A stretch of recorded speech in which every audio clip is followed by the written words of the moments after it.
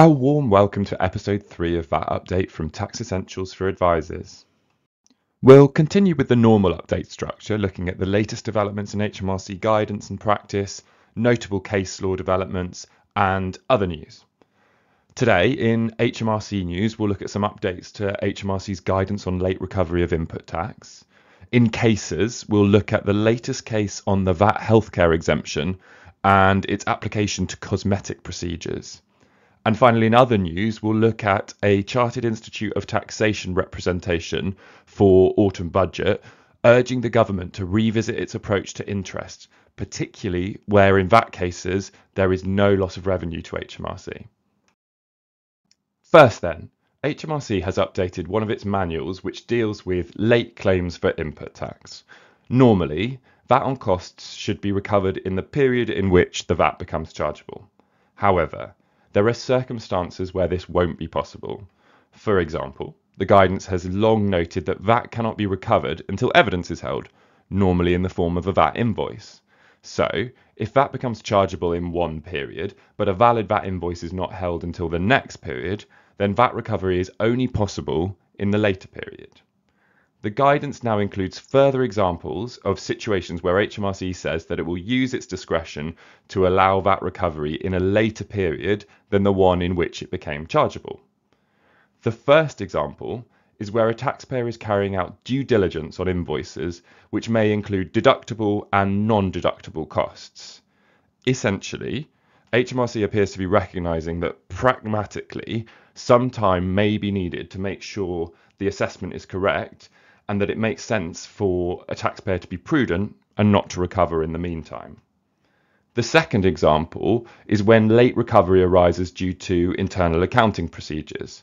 For example, if a business has an internal cut-off date for processing invoices on, say, the 20th of the last month in the VAT period, HMRC seems to accept that it would be reasonable for invoices received from the 21st onwards to be processed and recovered in the next VAT period.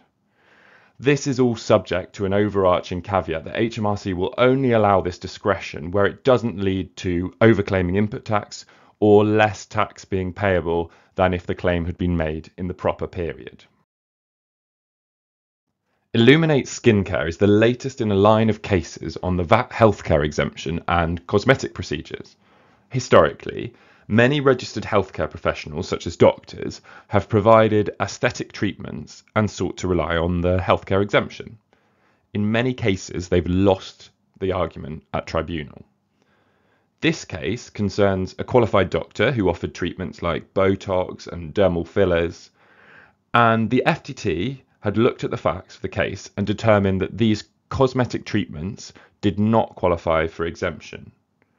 The upper tribunal has now looked again at the matter and come up with some more detail on how to determine if exemption applies. In the upper tribunal's view, the right test is to look at whether a therapeutic purpose is the primary purpose of a treatment.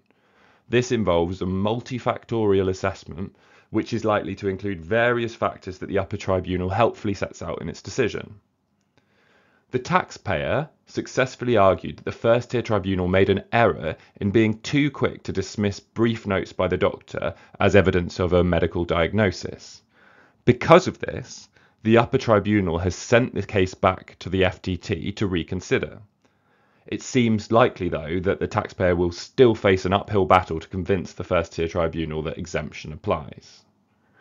This is an area that HMRC is actively targeting, and if practitioners are not registered for VAT, it's often possible for HMRC to go back 20 years to assess for VAT which hasn't been declared. Finally, in other news, in a representation to the government ahead of November's budget, the Chartered Institute of Taxation, or CIOT, has urged the government to consult on the rate and approach to repayment interest on overpaid tax, and to reintroduce the concept of commercial restitution in VAT. Under previous interest rules that applied until 2023, HMRC applied a policy of commercial restitution, which basically meant that if I underdeclared VAT on my sales, but my customer would have been able to recover that VAT in full, then HMRC would not apply interest on my underdeclared VAT on sales.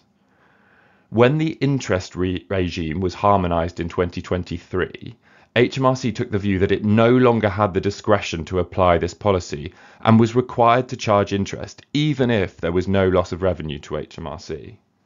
It doesn't appear that any deliberate policy decision was made by government to withdraw commercial restitution, and its absence can have some results that seem very unfair and result in an interest windfall to HMRC despite it suffering no tax loss.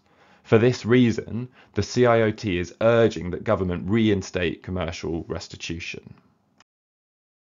That's all for this edition of VAT Update. I hope you enjoyed it, and I look forward to presenting a further update in a couple of weeks' time. Just a quick reminder that our next webinar is on VAT in the construction industry. Our in-house tax specialists, Andy and Rachel, will be speaking to Neil Warren, leading VAT expert, about the practicalities of advising clients in this area. The webinar will be held at 1 p.m. on Thursday the 13th of November. You can secure your place by using the link shown here.